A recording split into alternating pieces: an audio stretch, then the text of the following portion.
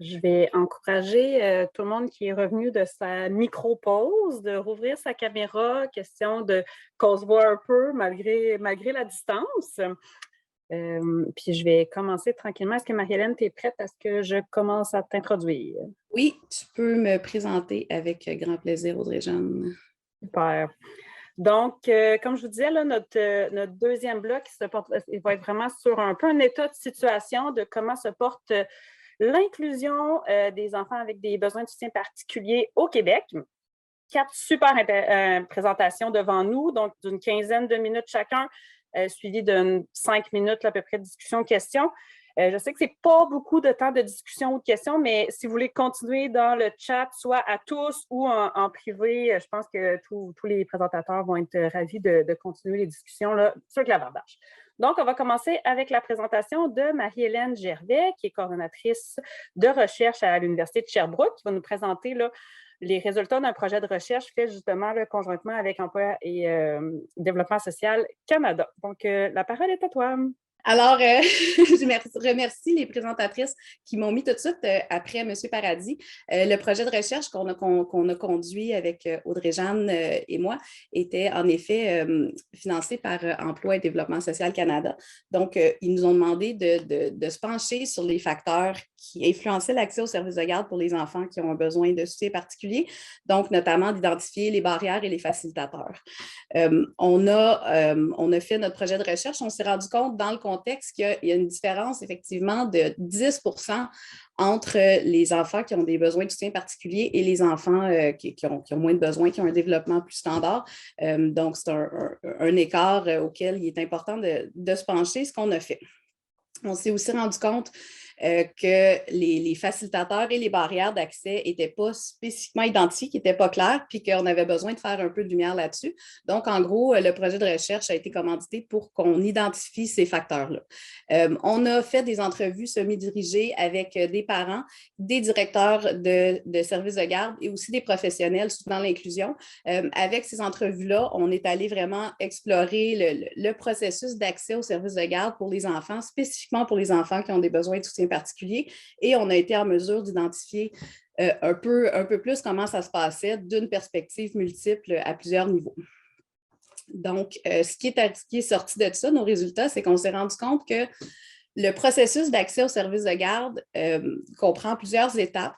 L'accès aux services part d'un besoin de la famille, évolue et est un processus dynamique. Et à chacune de ces étapes-là, il y a comme une interaction entre le service de garde qui offre un service et la famille qui en a besoin. C'est la dynamique entre toutes ces étapes-là et entre ces acteurs-là qui définit l'accès aux services de garde, en fait. Suite à ça, on a monté un cadre de référence qui identifiait vraiment à chacun des niveaux d'accès quelles étaient les difficultés des services de garde, les difficultés des familles et aussi les choses qui allaient bien pour les familles, pour les services de garde. Puis on a été en mesure de vraiment noter à quel moment les barrières survenaient et pour chacune de ces barrières-là, qu'est-ce qui pouvait aider. On s'est rendu compte d'abord que la perception du besoin d'un service de garde par les familles et la perception d'un besoin de garde par les services de garde était la première étape d'accès.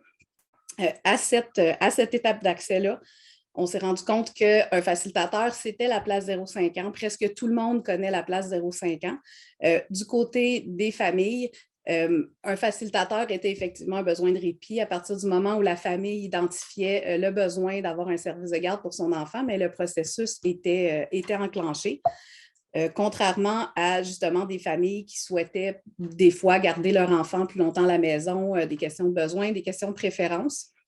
L'organisation des services était généralement connue par le public, mais l'organisation des services spécifiques pour les enfants qui ont plus de besoins de soutien était plus obscure. Donc, au moment de la perception des besoins et des désirs, c'était vraiment ça, les facilitateurs, les obstacles. Donc, le désir d'avoir un besoin, le besoin d'avoir un service de garde versus le désir de garder l'enfant à la maison qui entrait en dynamique et qui facilitait ou qui était un obstacle pour l'entrée en service de garde.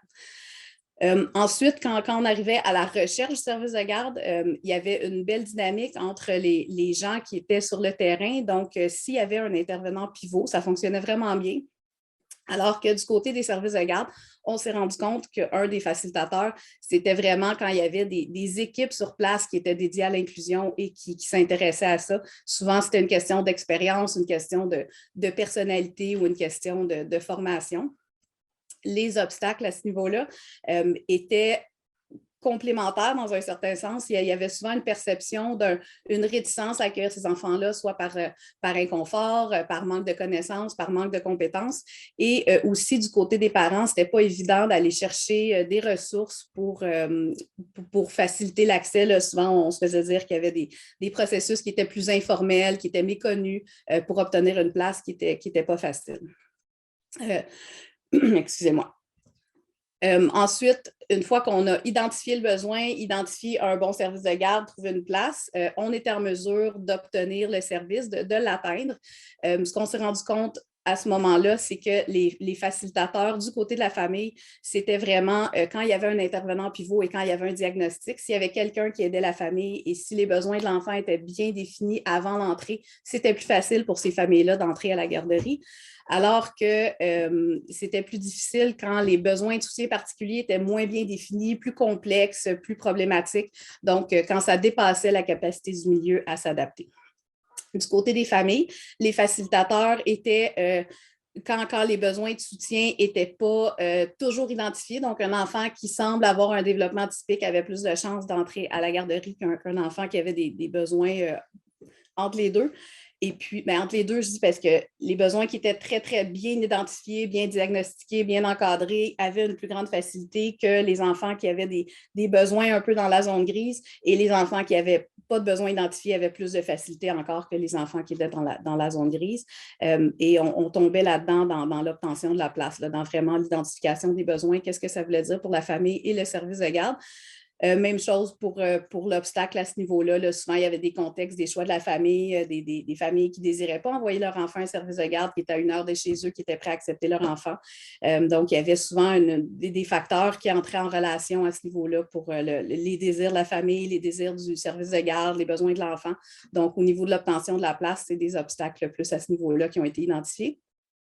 Ensuite vient la phase d'utilisation du service de garde. Donc, une fois que l'enfant était rentré en service de garde, il continue d'avoir des barrières. On parle souvent des barrières d'accès pour trouver une place pour obtenir un service de garde, mais on s'est rendu compte qu'il y avait des barrières également une fois que l'enfant est inscrit, des barrières souvent administratives, donc des difficultés de payer, des difficultés à la fois du service de garde et des familles d'arriver aux subventions, de trouver les subventions, d'obtenir les subventions. Plusieurs services de garde nous ont nommé qu'il y avait besoin de faire preuve d'une créativité, d'une flexibilité financière pour arriver avec leur budget. Au niveau des obstacles pour ça, c'était encore une fois les subventions qui étaient limitées. La lourdeur administrative a été identifiée par plusieurs parents. Une fois qu'ils ont réussi à trouver le service de garde, pour l'utiliser, ça devenait difficile. Et les services de garde nous ont dit la même chose, que souvent les subventions n'étaient pas connues de tous les acteurs et qu'elles étaient difficiles d'obtenir ou difficiles d'utiliser. À l'utilisation aussi, pardon, j'avais 2 slides. À l'utilisation, on parle aussi d'inclusion, de participation sociale. Donc, c'est à ce moment-là qu'on tombe dans les barrières physiques, c'est à ce moment-là qu'on tombe dans les barrières qui sont plus de fonctionnement au jour le jour au service de garde, les facilitateurs aussi. Donc, du côté des services de garde, les facilitateurs étaient vraiment d'avoir du bon personnel, d'avoir du personnel formé, d'être capable de collaborer avec la famille, collaborer avec le milieu autour et des facteurs d'aménagement, donc d'équipement, de disposition des pièces, de disposition des locaux, des dispositions du service de garde en soi. Les familles, de leur côté, les facilitateurs de l'utilisation, c'était quand il y avait une belle collaboration, présence d'un intervenant pivot qui a encore été nommé, donc un intervenant pivot qui pouvait aider à faire le lien entre la famille et le service de garde. Pour ce qui est des barrières du côté des services de garde, c'était souvent, encore une fois, des problèmes de ressources humaines. Donc, de trouver du personnel formé, de trouver du personnel engagé, de garder le personnel. Ça nous a été nommé comme étant des enjeux du côté des services de garde, des enjeux aussi humains dans le sens que les stratégies n'étaient pas toujours comprises, n'étaient pas toujours acceptées à la fois du côté des services de garde que du côté des familles. Donc, lors de l'utilisation du service de garde, on s'est rendu compte que l'inclusion est parfois fragile, même une fois que l'enfant a été admis. Ce n'est pas toujours facile pour la famille ni pour le service de garde d'inclure et d'accepter cet enfant-là au même titre que les autres.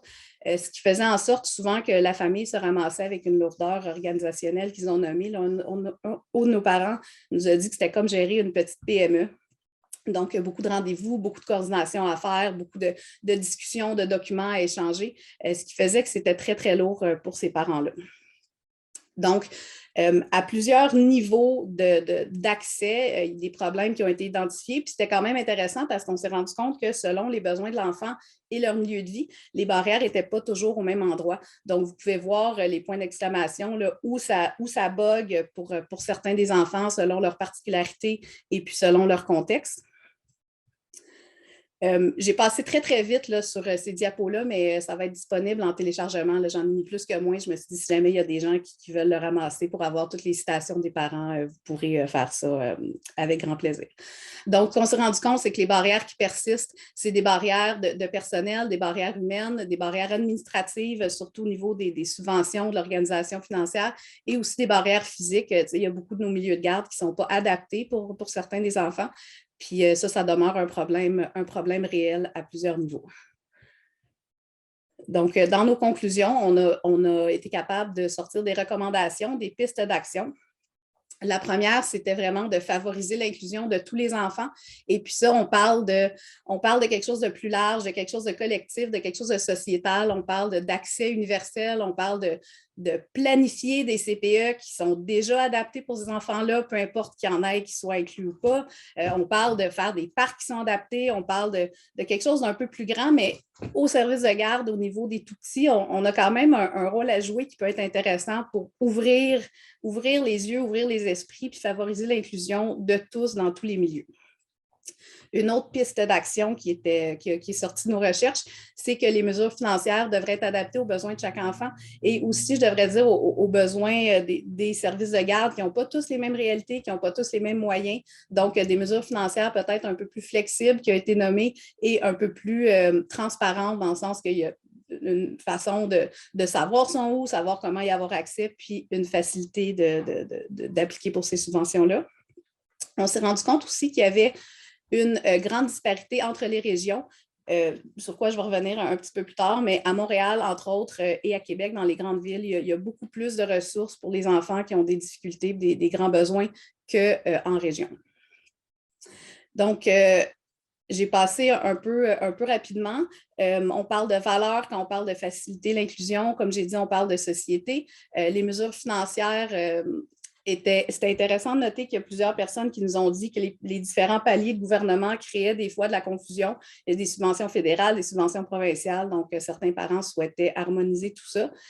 L'équité interrégionale, comme j'ai dit, à Montréal, il y a beaucoup plus de services pour ces enfants-là. Puis une des raisons pourquoi il y a beaucoup plus de services pour ces enfants-là, c'est l'organisme Je me fais une place en garderie, qui, je pense, va nous donner un petit mot un peu plus tard dans la journée.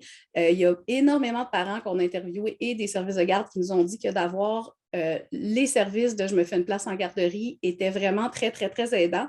Et une des raisons pourquoi c'était très, très, très aidant, c'est notre recommandation finale, c'est que les familles et les services de garde ont nommé avoir un grand besoin d'aide pour naviguer dans les services et pour l'inclusion.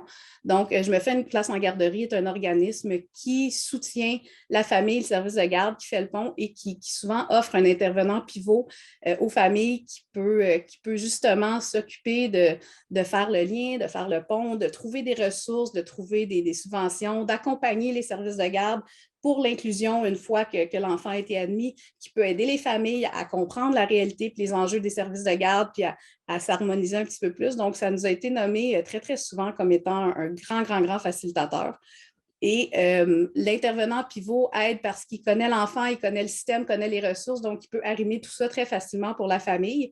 Il peut soutenir pour l'accès et pour l'intégration à tous les niveaux qu'on a identifiés dans notre cadre. Donc, à la fois chercher une place, à la fois trouver une place, à la fois obtenir une place, à la fois payer pour la place et être pleinement engagé dans le day-to-day, dans le jour de la garderie.